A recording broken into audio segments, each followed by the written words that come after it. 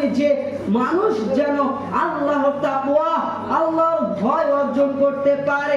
আন আবি হুরায়রা রাদিয়াল্লাহু আনহু قال قال رسول الله صلى الله عليه وسلم من صام رمضان إيمانا واحتسابا غفر له ما تقدم من ذنبه ومن قام رمضان عليكم ورحمة الله وبركاته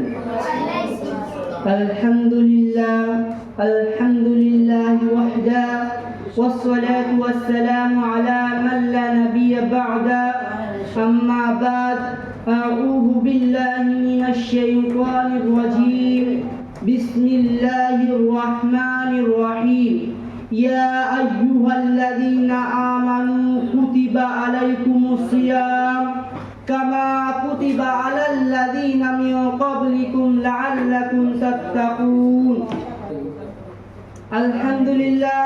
আলহামদুলিল্লাহ সমস্ত প্রশংসা, সমস্ত তারিফ, সমস্ত গুণগান সেই মহান আল্লাহ রাব্বুল আলামিনের জন্য, যিনি আমাদেরকে সৃষ্টি করেছেন এই পৃথিবীতে অনেকগুলি নিয়ামতের মাধ্যমে। সেই মহান আল্লাহ রাব্বুল আলামিনের প্রশংসা আদায় করি, সকলে বলি আলহামদুলিল্লাহ। তারপরে আমার নবী, আপনার নবী, সারা বিশ্বের নবী হযরত মুহাম্মদ সাল্লাল্লাহু আলাইহি ওয়াসাল্লাম, যিনি দ্বীনকে কায়েম করার জন্য নিজের গায়ের রক্ত ঝরিয়েছেন, সেই নবীর উপর সকলেই দরুদ পাঠ করি সাল্লাল্লাহু আলাইহি ওয়াসাল্লাম। সম্মানিত উপস্থিতি মণ্ডলী, আজকে আমি যে বিষয়টি নিয়ে আপনাদের সামনে আলোচনা করব ইনশাআল্লাহ, সেই বিষয়টির নাম হচ্ছে রমজান মাসের সিয়ামের গুরুত্ব। সিয়াম হচ্ছে ইসলামের একটি অন্যতম রুকুন। সিয়ামের মাধ্যমে মানুষ জান্নাত লাভ করতে পারে। আল্লাহ রাব্বুল আলামিন কোরআনের মধ্যে সূরা নাম্বার 2 আয়াত নাম্বার হচ্ছে 183, সূরা হচ্ছে বাকারা। আল্লাহ তাআলা রাব্বুল আলামিন বলেন, ইয়া আইয়ুহাল্লাযীনা আমানু কুতিবা আলাইকুমুস সিয়াম কামা কুতিবা আলাল লাযীনা মিন ক্বাবলিকুম লাআল্লাকুম তাত্তাকুন। হে ঈমানদারগণ, তোমাদের পূর্ববর্তী লোকেদের ন্যায় তোমাদের উপর সিয়ামকে ফরজ করা হলো, যেন তোমরা আল্লাহর তাকওয়া আল্লাহর ভয় অর্জন করতে পারো। সম্মানিত উপস্থিতি মণ্ডলী, আজকে আমরা এই কোরআনের আয়াত থেকে বুঝতে পারলাম যে সিয়াম কত বড় একটি গুরুত্বপূর্ণ ইবাদত, যা আমাদের পূর্ববর্তী লোকেদের ন্যায় অর্থাৎ নবী রাসূলগণ যা এসেছেন তাদের উপর সিয়ামকে ফরজ করা হয়েছে। সিয়ামকে ফরজ করা হয়েছে এই কারণে যে মানুষ যেন আল্লাহর তাকওয়া আল্লাহর ভয় অর্জন করতে পারে। আন আবি হুরায়রা রাদিয়াল্লাহু আনহু قال رسول الله صلى الله عليه وسلم من صام رمضان إيمانا واحتسابا غفر له ما تقدم من ذنبه ومن قام رمضان إيمانا واحتسابا غفر له ما تقدم من ذنبه ومن قام ليلة القدر إيمانا واحتسابا غفر له ما تقدم من ذنبه।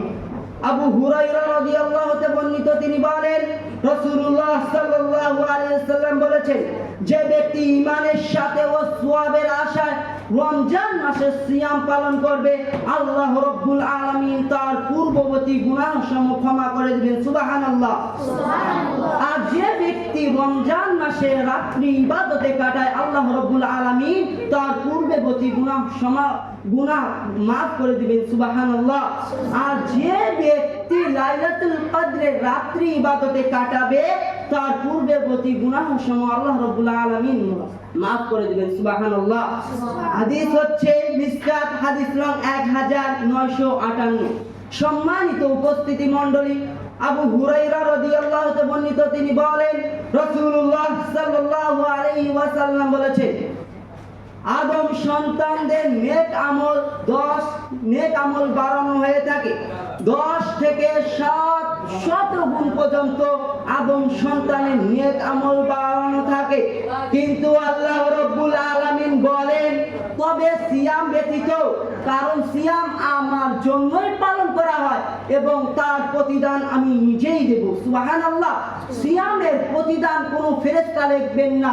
সিয়ামের অন্যান্য ইবাদত যেমন সালাত, অন্যান্য হজ, যাকাত, অন্যান্য আমল যে রয়েছে, তারা লিপিবদ্ধভাবে ফেরেশতাগণ লেখেন, কিন্তু আল্লাহ রাব্বুল আলামিন বলে দিয়েছেন সিয়াম আমার জন্যই পালন করা হয় এবং আমি তার প্রতিদান নিজেই দেব। সুবহানাল্লাহ।